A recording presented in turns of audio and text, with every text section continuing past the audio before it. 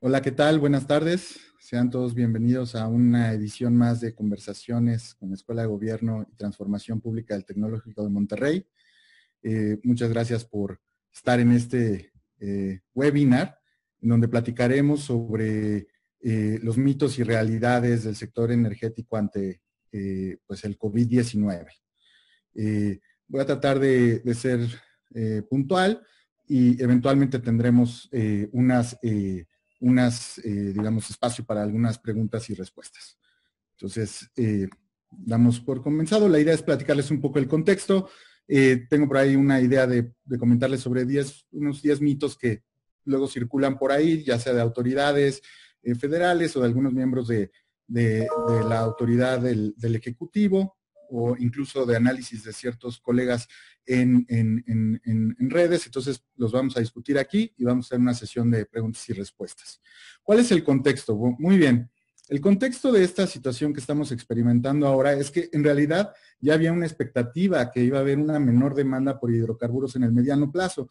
Esto lo sabemos ya desde hace un par de años cuando la Agencia Internacional de Energía en el reporte de mediano plazo sobre petróleo anticipaba que iba a haber una caída a partir de 2017 y hacia adelante, en un periodo hasta 2023, pues por la demanda de crudo. Y principalmente esto se debe a que pues, teníamos ya un proceso franco de desaceleración de la economía china. Entonces, realmente esta expectativa de menor demanda por hidrocarburos ya existía incluso previo a cualquier situación de crisis sanitaria o crisis económica a nivel global. Entonces, aquí lo que observan son los cambios anuales en el cambio esperado de demanda año con año y por lo que pueden ver ahí, pues esos decrementos estaban marcados de manera muy clara de 2017 hacia adelante a nivel global y principalmente dados en la economía china.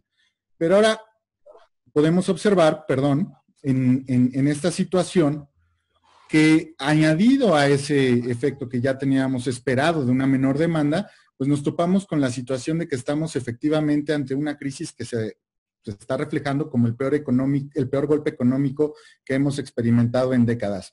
Por un lado, pueden ver que tienen el crecimiento real del Producto Interno Bruto como cambio porcentual año con año en la expectativa que maneja el Fondo Monetario Internacional y que a nivel global se está situando aproximadamente en un 3%. Esto si lo comparan con la crisis financiera de 2009, pues podrán ver que es una orden de magnitud totalmente distinta, ya que en esa ocasión pues solo la economía global decreció en 0.1%. Ahora bien, este cambio, hay que decirlo, es todavía previsto con las expectativas que hay hasta la situación inicial de la pandemia. Entonces, esto todavía podía ser un poco peor dependiendo de qué tanto se aleje esa fecha de vuelta a la normalidad. Pero ahora observemos por cada región. Si ustedes observan la gráfica de la derecha, pueden ver ahí la comparación de lo que está sucediendo en esta crisis de confinamiento 2020 con respecto a lo que sucedió en la crisis financiera global de 2009.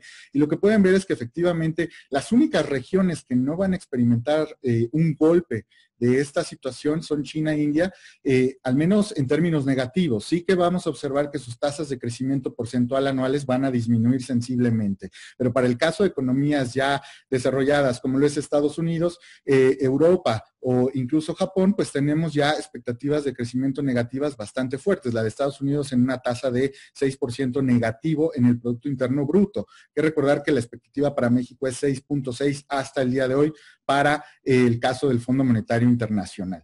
Ahora, ¿cuánto representa esto en términos de producción, en pérdida de dinero? Pues la pérdida acumulada de producción global que se estima igualmente por el Fondo Monetario Internacional, pues ronda aproximadamente los 9 trillones de dólares.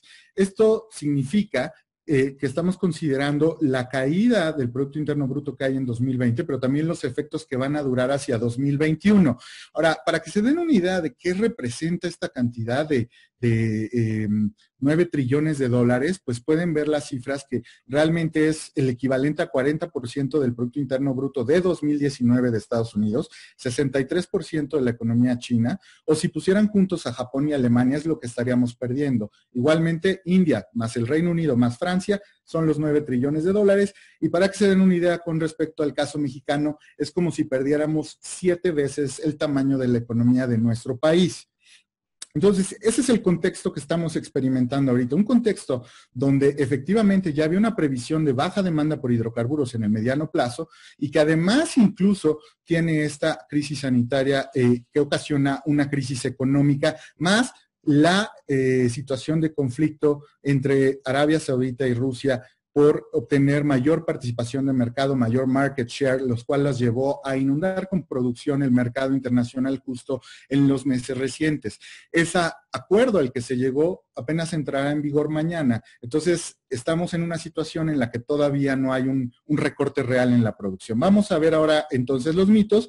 Y antes de poner esta sección, lo que quiero hacer con ustedes es, si me permiten, ponerles una votación en donde aquí lo que voy a hacer es simplemente ponerles la votación y les voy a hacer la siguiente pregunta. Ustedes en la pestaña de votación pueden ingresar y contestarla. La pregunta número 1 es: todos los precios de petróleo se fueron a cifras negativas el lunes 20 de abril de 2020. Y es una pregunta de opción múltiple. Ahí tienen 3 opciones. No, solo la mezcla mexicana. Sí, este es el fin de la era de los hidrocarburos, y algunos solamente, entre ellos el WTI, el Western Canadian Select y la mezcla mexicana. Entonces pueden ustedes, les voy a dar unos 12 segundos más para que puedan contestar y puedan, digamos, obtener las respuestas, y ahorita las mostramos, por favor. Unos 3 segunditos más, ya están votando varios, por ahí 140, excelente, y por lo que veo es que es un público bastante informado, porque les voy a mostrar los resultados. Y lo que la mayoría pensó que fue efectivamente solo WTI, Western Canadian Select y la mezcla mexicana. Algunos seguramente también piensan eso, pero además piensan que sí, este es el fin de la era de los hidrocarburos, y ese es parte de los mitos que vamos a discutir en esta sesión el día de hoy. Pues vamos a empezar con ellos, y el primero que quiero comentarles es el siguiente. Los precios negativos observados el 20 de abril de 2020 son producto de que el recorte de la OPEP no fue suficiente y que ya no hay almacenamiento disponible. Ahora, la realidad es que efectivamente existe una sobreoferta de hidrocarburos y efectivamente hay una saturación a la cual estamos llegando de almacenamiento en la capacidad que está precisamente en la región de Norteamérica, en Canadá, en Estados Unidos y México. Es por eso que los precios de esas mezclas fueron los que reflejaron esa situación. Hay que recordar que, salvo la mezcla mexicana, los demás fueron precios de contratos que vencían en un mes. En el caso de México sí lo observamos a nivel de precio spot, pero al final del día el principal factor en la caída de esos precios refleja un nerviosismo que está dado por una caída de demanda y de gasolinas de la cual no se tiene registro realmente. Vean ustedes esta gráfica que les muestra la evolución del precio del West Texas Intermediate, el WTI, y lo que les está enseñando básicamente es cómo esta crisis, comparada a lo que fue la crisis financiera de 2008-2009 y la invasión de Estados Unidos a Irak, de la guerra del Golfo Pérsico, pues realmente, incluso la posterior a esa situación del ataque a las Torres Gemelas, pues realmente el movimiento y el vaivén del precio del petróleo en esta ocasión fue bastante más brusco. Ahora bien, es cierto que tenemos un elemento de saturación de almacenamiento, sobre todo se refleja en estas imágenes de aéreas de pues los puertos, tanto en Estados Unidos, México y en algunas áreas de Canadá, donde el cambio de actividad en los tanqueros es muy visible. En este caso es en California. Ahora bien, ahí hay que tener un poco de cuidado en precisar estas situaciones, porque se ha prestado a que haya mucho discusión sobre que todos los barcos que están varados en los puertos son de combustibles. Y ciertamente los expertos en tráfico marino te pueden comentar que varios de esos barcos no son de combustible. También hay barcos que traen granos, que traen otro tipo de materias primas que llegan a su punto de distribución, e incluso los que son de combustibles están en un proceso de programa de atraco, es decir, están en la fila para llegar a hacer la distribución del combustible. Dicho eso, es verdad que sí estamos viendo un punto ya de saturación que muy pronto va a llegar a ser problemático. Ahora bien, este golpe económico que estoy mencionando en este mito 1, que no se ha visto de una manera, ¿cómo lo podemos ver reflejado? Pues para que se den idea, básicamente la estimación que está haciendo el Rystad Energy Research Center es que aproximadamente vamos a ver a lo largo de este año aproximadamente vamos a ver 4,000 millones de barriles que se retiran de la oferta por el golpe económico, por la caída en demanda. Esa es una cantidad brutal. Estamos viendo caídas que para diciembre de final de este año todavía pueden representar más de 10 millones de barriles diarios y que incluso para el diciembre de 2021 pueden llegar a estar situándose en menos 4,5 millones de barriles diarios menos de oferta. ¿Por qué? Porque no hay quien los quiera comprar, no hay demanda por la situación económica que ha venido ocurriendo. Y esto tiene que ver pues con toda la situación de confinamiento que ha existido. ¿Dónde se concentra la mayoría de esta caída? Pues decididamente en Norteamérica, en Europa y en Asia. Europa está en una franca, digamos, trayectoria de caída de demanda anual, a tasa anual de 12%, pero lo que se observó en abril fue una caída de más del 33% en la demanda por crudo.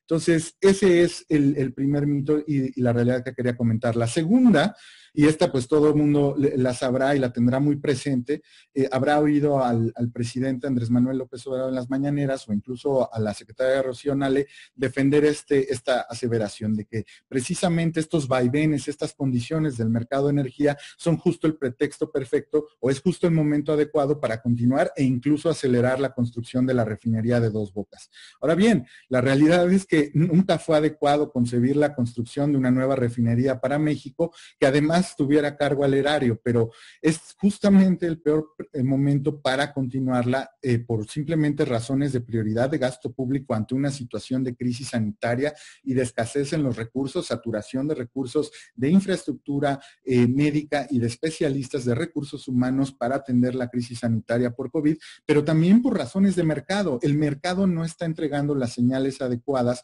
para que sea justo el momento de construir y acelerar esta refinería. ¿Por qué vemos esto? Bueno, simplemente si ustedes observan igual el reporte de mediano plazo de la Agencia Internacional de Energía, pues podrán darse cuenta que la capacidad de refinación está en exceso en un punto histórico máximo. Tenemos un exceso de capacidad de más del doble de lo que en realidad teníamos hace unos 5 años y que además es mayor a la demanda sensiblemente por productos refinados, como pueden ver en la gráfica de en medio. Entonces, ¿qué quiere decir esto? No solo tenemos una situación en la que nadie demanda crudo, no solo tenemos una situación en la que no tenemos dónde almacenarlo, también tenemos una situación en donde ni siquiera hay gente que quiera comprar refinados en estas condiciones y además tenemos un exceso de capacidad a nivel global, con lo cual nosotros no podríamos estar compitiendo con el resto del mundo. Entonces, en ese sentido, tenemos un exceso de capacidad de refinación y por otro lado, los márgenes de rentabilidad de esa refinación pues son básicamente cada vez menores. Esa demanda, además, por combustible se ha venido cayendo y ha sido mucho más grande de lo que hemos observado en cualquier otro escenario de crisis económica. Simplemente hemos observado que la gran parte de esta demanda se ha retirado por demanda por combustibles de transporte. ¿Y esto cómo ustedes lo pueden hacer? Pues pueden observar simplemente el tráfico promedio diario que tiene todas las ciudades importantes del mundo, las más pobladas, y podrán ver que todas disminuyeron sus tráficos en estos momentos de confinamiento de una manera muy acelerada. Incluso también otros tipos de combustibles pues tuvieron una caída sensible por la caída en el promedio diario de vuelos observados, tanto de Norteamérica, que concentra el 50% de los destinos globales de salida de vuelos, como Asia, quien es la que tiene la mayor recepción de vuelos a nivel global con un monto arriba del 27%. Entonces, esto lo que nos indica es que efectivamente tenemos una caída brutal en términos de digamos, de combustibles también, y por lo tanto esa refinería no tiene sentido alguno. El mito 3, la autosuficiencia o soberanía energética nos fortalecerá como país. Esto en una conferencia, ¿qué onda? Esto lo han manifestado de forma muy... ¿Esto quiere qué? No, entonces si pudiéramos cerrarlo, por favor. Abierto. Cerraron el mío y el que deben cerrar es el de la otra persona, por favor. Entonces, hay un tema de si la autosuficiencia o soberanía energética nos fortalecerá como país. Eso varias veces lo ha dicho también Andrés Manuel López Obrador. Y pues la realidad es que este valor presente del costo de oportunidad de la soberanía es muy alto. Yo creo que todos hoy vimos el resultado del primer trimestre de este año de Petróleos Mexicanos. Voy a llegar a ese punto en algún momento. Pero aquí simplemente por identificar este costo de soberanía implica presiones para Pemex, presiones para la Secretaría de Hacienda y Crédito Público y presiones intergeneracionales que tienen implicaciones de pérdida de competitividad incluso para el país. Primero es que Pemex no genera rendimientos. Desde el año pasado podíamos observar que esos rendimientos eran menores, digamos, eran negativos en un monto de 658 mil millones de pesos. Pero normalmente la crítica que se le hace a los críticos de esta situación es que, bueno, ¿sabes qué? No te debes fijar en la pérdida integral porque hay muchos elementos que no generan flujo de efectivo y que al final del día hacen que la pérdida sea mucho menor, la pérdida neta. Aquí a la derecha pueden ustedes ver que la pérdida neta del ejercicio al último trimestre del año pasado fue prácticamente un poco menos de la mitad de la pérdida integral. Ahora bien, eso no implica que este sea un resultado favorable, implica de todas formas que Pemex está perdiendo dinero. Y si me lo permiten, hacia el final voy a ir a tocar lo que sucedió el día de hoy en este estado de resultados, no sin antes decir que efectivamente Pemex no genera rendimientos. Entonces, invertirle a la soberanía energética, traducido en el lenguaje del Ejecutivo, es invertirle a Pemex, e invertirle a Pemex, como queda claro aquí, es una pérdida, no es un rendimiento. Ahora bien, lo que quiero es que nos vayamos a discutir este mito. Les voy a abrir una pregunta 2, donde ustedes me van a contestar si efectivamente cuál es el compromiso de recorte de la producción de crudo al que se comprometió México ante la OPEP. Y ustedes pueden ahí votar si el término fue 10 millones de barriles diarios, si fue 100,000 barriles diarios o si fueron 400,000 barriles diarios. Y de nuevo, unos 3 segundos más, pero por lo que se ve en la tendencia es un público sumamente informado el que está atendiendo este seminario, lo cual me da mucho gusto. Aquí lo que pueden ver ustedes, voy a finalizar la votación y enseñar los resultados.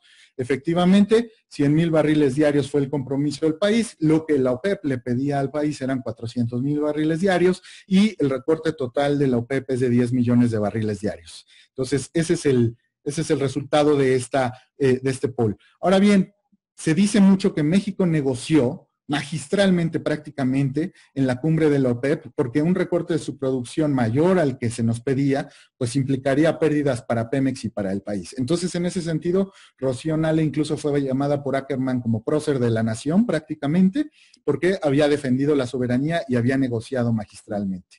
La realidad de esta situación es que es probable que Pemex no va a terminar recortando su producción e incluso si lo hiciera, sería totalmente benéfico para ellos, pero ahí hay que tener cuidado porque como bien señala un colega de la Escuela de Gobierno, el doctor Héctor Villarreal, que dirige el Centro de Investigación de Estudios Presupuestarios, hay que diferenciar entre el beneficio de Pemex y el beneficio del Estado mexicano. En este sentido, no sería benéfico recortar producción para el Estado mexicano. Ahora bien, vamos a ver aquí la producción de crudo que nos arroja la Comisión Nacional de Hidrocarburos. Lo que pueden ver es que en lo que va del año, efectivamente la producción ha venido creciendo, pero el recorte comprometido con la OPEP se estuvo basado en el nivel de producción de octubre del año pasado, con lo cual eso quiere decir que andábamos en un escenario de más o menos unos 1,600,000 barriles diarios. Entonces eso quiere decir que el recorte, en caso que suceda, en caso que esta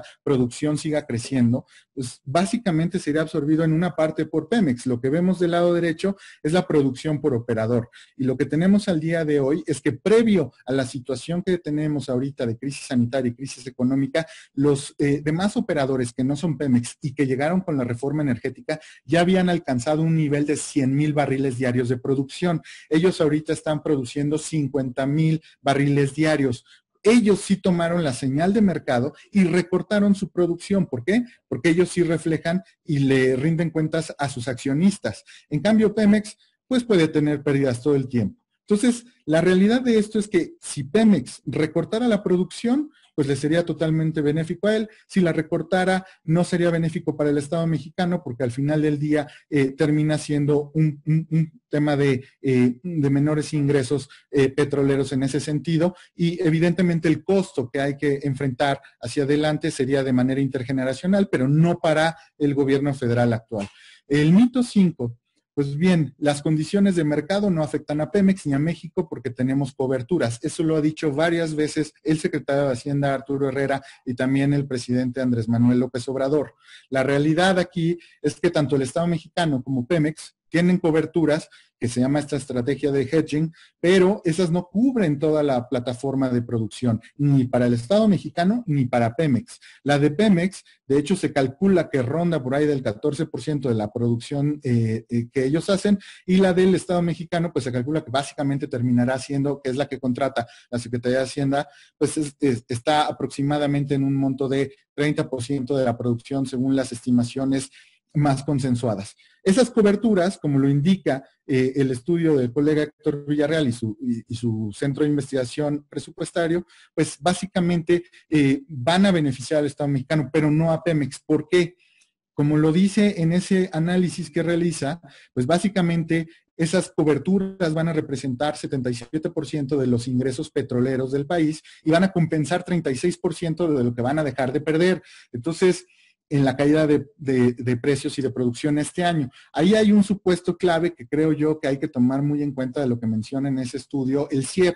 Ese estudio lo que dice es que los supuestos consideran, que eso lo hace la Secretaría de Hacienda, pues un precio promedio de la mezcla de $24 en lo que resta del año, cosa que difícilmente va a suceder. Pero uno más importante, que la producción puede caerse a lo largo de lo que resta del año 5%. Si tenemos una saturación, una caída en demanda tan abrupta, una competencia en precios que todavía puede darse en mercados de Oriente, de Asia, que es donde México estaba creciendo, pues va a ser muy difícil que podamos mantener esa producción porque no vamos a poder competir en precio entonces con otros productores, no vamos a poder aguantar tampoco almacenar ese combustible para venderlo después porque no tenemos capacidad y entonces seguramente eso va a tener que reflejarse en una caída en producción. Entonces, en ese sentido, este debería ser tomado como el número base, el piso de lo que puede ayudar a cubrir las coberturas y no como un monto máximo de blindaje y por supuesto no como una panacea. El saldo de estas condiciones de mercado no favorecen en lo absoluto a Pemex. Lo que podemos observar aquí es que en la variación de precios, tanto en la mezcla mexicana como gasolina regular, como el precio de GLP, de la referencia internacional y el del Henry Hub, todos se vinieron a la baja. Entonces, eso al final del día también se reflejó en una variación a la baja en los ingresos totales por ventas para petróleos mexicanos. Entonces, y eso tomando en consideración que hubo una cierta variación ahí en el tipo de cambio importante, 21.3%, esto de acuerdo a los resultados que presentaron el día de hoy. Ahora bien, vamos con el 6. Este es el fin de la era de los hidrocarburos y este me encanta porque, como diría un amigo y mentor, el buen maestro Eduardo Prudhomme, yo coincido con él en este elemento. Estamos verdaderamente en una situación económica que posiblemente solo podamos comparar a la crisis del 1929, con eventos de mercado que nunca habíamos observado, precios negativos no los habíamos observado en mezclas de crudo, pero los fundamentales no han cambiado. Los fundamentales siguen ahí, los costos de extracción, los costos y las demandas de largo plazo no son para combustión de fuentes fósiles. Los elementos de largo plazo de consumo de hidrocarburos están dados en industrias que no los queman, es decir, en la petroquímica. Mucha gente dice siempre, oye, la electrificación de autos llegará más pronto de lo que todos creemos. De acuerdo, pero ¿y dónde van a correr esos autos? En asfaltos. ¿Esos asfaltos de qué están hechos? ¿De dónde vienen los derivados? Todos los PVCs y todos los demás plásticos que utiliza la industria, ¿de dónde vienen? Son derivados de hidrocarburos. Y más allá de eso, a pesar de que podemos esperar que hacia mitad del siglo que viene podamos observar que el petróleo deja de ser el energético dominante en el mundo, también tenemos un proceso de electrificación a nivel global.